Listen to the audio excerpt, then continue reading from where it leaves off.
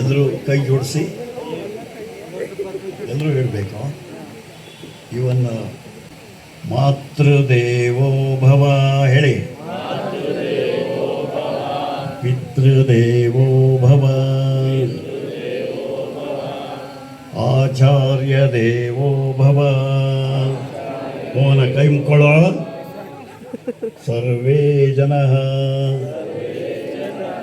ಸುಖಿನೋ ಭವಂತು, ಸರ್ವೇ ಸಂತು ನಿರಾಮಯ, ಸರ್ವೇ ಭದ್ರಾಣಿ ಪಶ್ಯಂತು, ಮಾ ಕಶ್ಚಿತ್ ದುಃಖಭಾಗ್ ಭವೇತ್. ಇದರ ಅರ್ಥ ವಿಶಾಲವಾಗಿದೆ, ತಿಳ್ಕೋಬೇಕು. ಪ್ರತಿಯೊಬ್ಬರಿಗೂ ತಾಯಿ ಇದ್ದೇ ಇರ್ತಾಳೆ, ತಾಯಿಯೇ ಮೊದಲ ಗುರು. ಹೌದಾ? ಅದು ಕಲಿತ ಮೇಲೆ